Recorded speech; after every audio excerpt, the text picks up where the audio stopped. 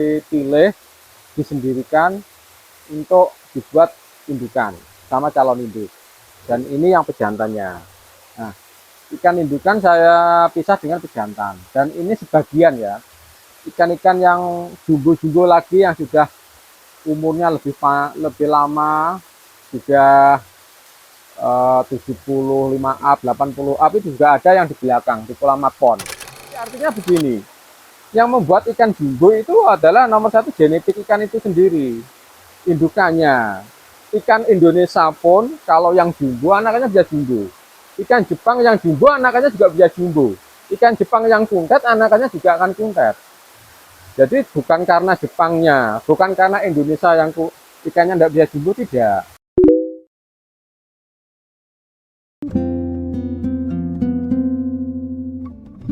Halo, apa kabar para penghobi ikan koi? Semoga kesehatan selalu menyertai kita semua. Kali ini Pesona Koi Indonesia menyapa para penghobi koi di tempat salah seorang breeder ternama di wilayah Kediri. Ya, hari ini Pesona ajak ke tempat Bapak Agung. Pada konten sebelumnya kita belajar memilih ikan koi dari sini. Untuk kesempatan kali ini, kita ajak penghobi semua untuk belajar memilih oyagoy. Ya, pemilihan jantan dan betina ikan koi untuk menghasilkan koi yang baik. Seperti apa syarat ikan koi yang dewasa dan bisa menghasilkan keturunan yang baik saat dipijah?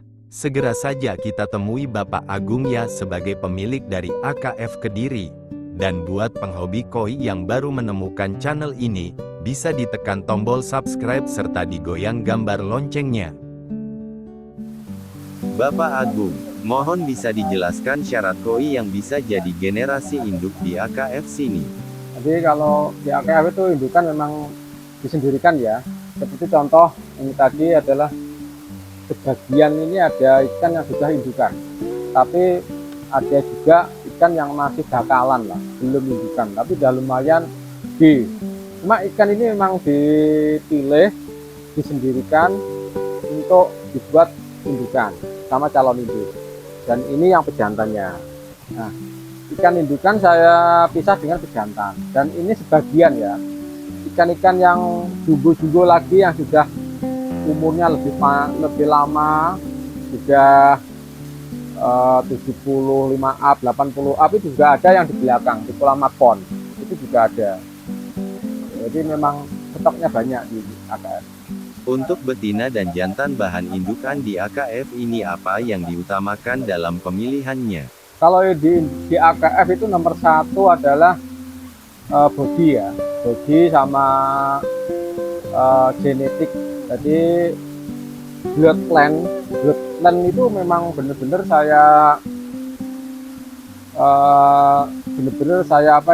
terapkan supaya anakannya nanti tidak jauh dari indukannya. Jadi misalkan saya punya indukan yang jumbo dan bagus, anakannya ini nanti akan saya pilih untuk jadikan generasi indukan berikutnya. Walaupun kadang besar itu mereka sudah agak pudar, besar dia sudah agak kusem, bahkan ada yang sudah agak luntur, itu ada indukan saya. Tapi asal mulanya bloodline-nya dulu, ikan ini waktu ses 60-70 ini bagus. Sekarang udah 80 itu udah memudar, itu tetap saya pakai. Itu syaratnya. Jadi yang pertama memang body dulu, kedua skin, terus ketiga baru pattern. Jadi body sama skin nomor satu, kualitas warna ya, itu nomor satu. Ada berapa varian koi yang dipijahkan di AKF ini? Di AKF itu ada Ohaku, Sanke, Sowa, ini Sanke dari dulu, terus ada juga Obion. Pada usia berapa koi calon indukan di AKF mulai dipijah? Minimal 2 tahun ya, jadi saya milih ikan-ikan yang potensi jumbo itu minimal 2 tahun. 2 tahun saya sudah kelihatan bodinya, sudah kelihatan bongsornya, size-nya mungkin udah 60, 65, ada yang beberapa 70 ada. Itu baru disisihkan untuk indukan. Nanti biasanya 2,5 tahun, 3 tahun udah ada mulai beberapa ekor yang 2,5 tahun itu udah ada yang mulai bertelur. Sampai umur berapa batas ikan koi betina atau jantan berhenti dipijah? Kalau di AKF nggak ada batasan ya, selama dia masih produktif terus kita pakai. Saya masih ada beberapa ikan itu yang umurnya sudah lebih dari 6 tahun itu masih saya pakai juga masih ada. Seperti apa cara merawat ikan koi indukan agar performanya tetap bagus untuk dipijah? Merawat ikan itu supaya tetap bagus di usia yang tua dan di size jumbo itu yang sulit. Nah, ikan semakin jumbo, ikan semakin besar itu semakin sulit perawatannya, semakin sulit pemijahannya. Beda sama ikan-ikan kecil, memang beda. Terus dia lebih rentan stres. Biasanya habis dipijah itu mati, habis dipijah stres, terus dia sakit kayak kurus, nggak bisa sembuh lagi. Itu sering terjadi. Untuk di AKF indukan size berapa yang pernah dicapai dan paling besar yang pernah dipijah? 93 cm kuhaku. Itu indukan terakhir mati ya. Untuk menjaga kesinambungan produksi ikan koi di AKF ini, kira-kira berapa ekor ikan yang siap untuk dipijahnya? Kalau di AKF ini kurang lebih indukan yang produktif ya, kurang lebih indukannya itu sekitar 20 ekor lah. Terus generasinya di bawahnya itu lebih banyak. Karena generasi itu kan tidak selalu jadi indukan. Misalkan kita memilih ada 10 gitu, terbaik 10 yang benar-benar bagus ditargetkan untuk indukan, ternyata ada beberapa yang tidak bisa bertelur, itu ada beberapa nanti yang memang kualitasnya menurun, tidak bisa tumbuh lagi juga ada. Nah itu biasanya kita seleksi seiring berjalannya waktu. Gitu. Ada yang bilang ikan Indonesia tidak bisa jumbo, dan hanya ikan Jepang yang bisa jumbo. Apakah benar demikian? Maka banyak yang berpendapat kita harus impor ikan Jepang untuk bisa dapat peranakan jumbo. Menurut Bapak Agung seperti apa pendapat ini? Jadi tidak seperti itu ya.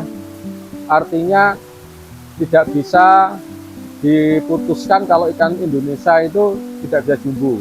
Juga tidak bisa diputuskan kalau ikan Jepang itu pasti jumbo. Jadi seperti ini. Ikan Jepang itu rata-rata jumbo, betul, setuju. Tapi ada juga yang kuntet tidak bisa jumbo.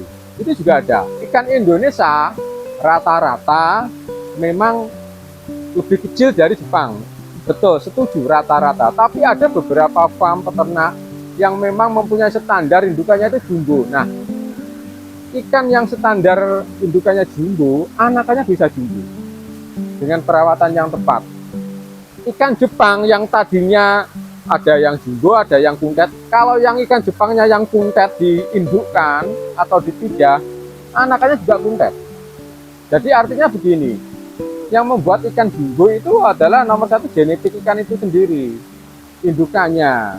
Ikan Indonesia pun kalau yang jumbo anakannya bisa jumbo. Ikan Jepang yang jumbo anakannya juga bisa jumbo. Ikan Jepang yang kuntet anakannya juga akan kuntet. Jadi bukan karena Jepangnya, bukan karena Indonesia yang ikannya tidak bisa jumbo, tidak. Kalau Indonesia yang benar-benar gede, bagus, anakannya juga bagus. Apakah asal kita beli ikan Jepang yang jumbo bisa langsung dipijah? Dan apakah asal ikan Jepang bisa memberikan keturunan koi yang bagus pula? Bisa, tapi tidak semudah itu. Ya, jadi kalau kita beli ikan dari Jepang, ya usahakan beli ikan yang bagus, ikan yang gede. Karena juga banyak ikan-ikan yang kualitasnya biasa, bahkan kualitas jelek itu beredar di Indonesia. Nah, kalau indukannya, kalau yang dibeli tadi kualitasnya bagus, saya yakin juga akan bagus. Tentu saja harus yang sesuai dengan kriteria betina yang bagus ya. Betul. Dan tidak semua yang dibeli itu nanti akan bisa beranak. Tidak semua bisa beranak. Sedangkan untuk ikan koi jantan seperti apa dan yang bagaimana agar bisa dipilih untuk menjadi oyagoi di AKF Kalau jantan ini? sama saja sih, ya body sama kualitas warna, skin lah.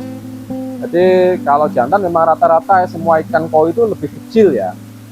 Jadi kalau jantan yang penting bodinya bagus, skinnya bagus, bisa dipakai. Itu lebih kalau jantan itu lebih cenderungnya di skin sama pola. Body memang karena ukurannya lebih kecil, kalau dijajarkan sama betina memang beda. Betina bisa lebih gede lagi memang, Bodi. Untuk saat ini indukan AKF rata-rata di size berapa, Pak?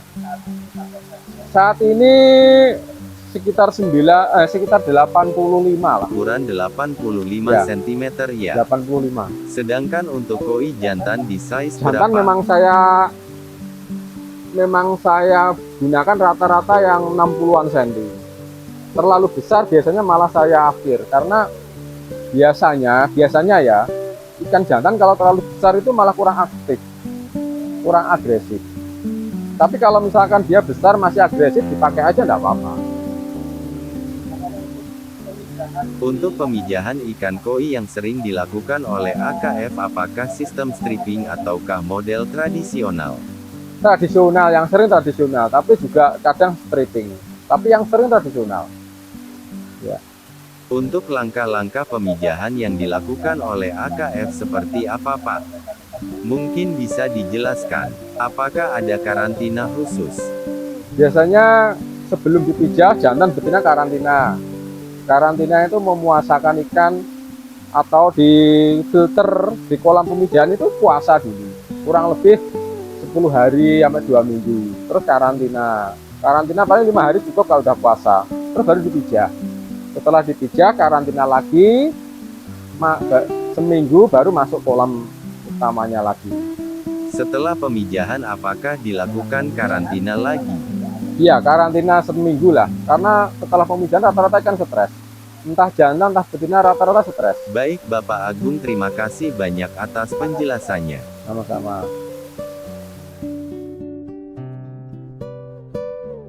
Cukup gamblang ya penjelasan dari Bapak Agung masalah pemilihan induk ikan koi. Jika para penghobi koi pengen lebih tahu dunia ikan koi, bisa tulis komentar untuk bahasan selanjutnya di kolom komentar. Kita akan ulas konten ikan koi yang lebih menarik lagi. Terima kasih sudah mampir di channel Pesona Koi Indonesia. Tidak hanya ditonton, bisa juga video kami dibagikan ke penghobi koi lain. Sampai jumpa pada video selanjutnya.